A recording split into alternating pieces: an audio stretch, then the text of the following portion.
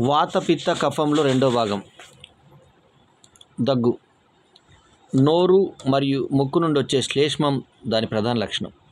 జలుబు, ఫ్లూ, దగ్గు, TB, ఫ్లూరిసి, pneumonia మొదలైనవి దీని ప్రధాన లక్షణాలు. శ్వాస తీసుకోవడంలో ఇబ్బంది, ఉబ్బసం మొదలైనవి లేదా మెట్లు ఎక్కేటప్పుడు ఊపిరి ఆడకపోవడం లక్షణాలు. ఇక కారణం: నూనె మరియు జిడ్డు గల పదార్థాలను అధికంగా తీసుకోవడం, పాలు మరియు దాని నుండి తయారైన ఏదైనా ఉత్పత్తి, చల్లటి నీరు మరియు రిఫ్రిజిరేటర్ తినవలసినవి, తర్వాత దుమ్ము, పొగ మొదలైన వాటిలో ఎక్కువసేపు ఉండటము, సూర్యరశ్మిని పీల్చుకోకుండా ఉండడం, ఇలాంటివి కూడా. నివారణ: విటమిన్ సి తీసుకోండి. ఇది కఫానికి శత్రువు. ఇది విటమిన్ సి అనేది కఫానికి శత్రువు.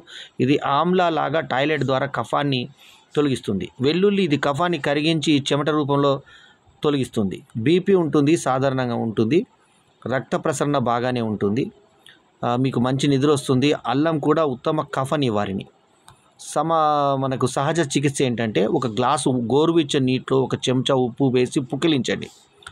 గోరువెచ్చని నీటిలో మీ పాదాలను ఉంచి కూర్చోండి. 2 గ్లాసుల సాదా నీరు తాగండి మరియు తలపై చల్లని గుడ్డను ప్రతిరోజు ఉంచండి. 10 నిమిషాలు ఇలా చేయండి. ప్రతిరోజు 30 నుంచి 60 నిమిషాలు సూర్యరశ్మిని తీసుకోండి.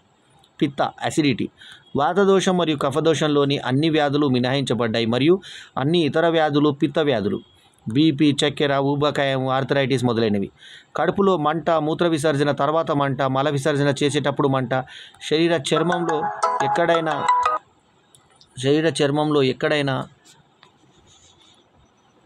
ఎక్కడైనా మంట వంటి శరీరంలో ఎక్కడైనా మంట, పుల్లని త్రేనుపు, లోపల భారంగా ఉండటం శరీరం.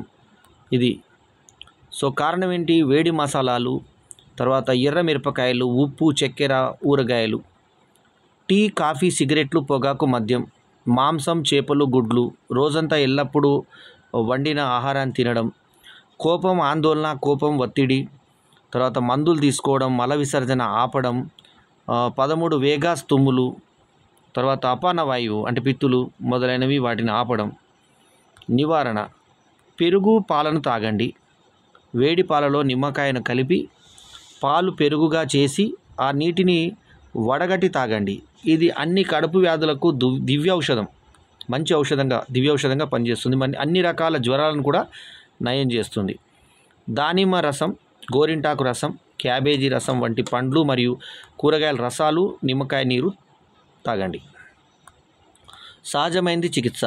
తడిగుడ్డతో కడుపు చల్లబరుస్తుంది. వెన్నుపాము చల్లబరుస్తుంది. ఈ వెన్నుపాము వేడి కారణంగా పక్షవాతం వస్తుంది. తడిగుడ్డతో వెన్నుపాముపై కట్టు వేయండి. వ్యాయామం చేయండి, యోగా చేయండి, గాఢ నిద్ర తీసుకోండి. ఇటువంటి మరెన్నో ఆరోగ్యకరమైన విషయాలు మనం తెలుసుకోవాలంటే మంచి పుస్తకాలు, వైద్యానికి సంబంధించిన పుస్తకాలు చదవండి. ఇది విషయము.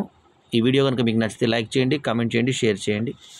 మా ఛానల్కు తప్పకుండా సబ్స్క్రైబ్ చేయండి. ఎల్లప్పుడూ మీ ఆదరాభిమానాలు ఆశించే మీ ఆల్రౌండర్ స్టార్ బల్యం వేణుమాధవ్. నమస్తే. జై హింద్.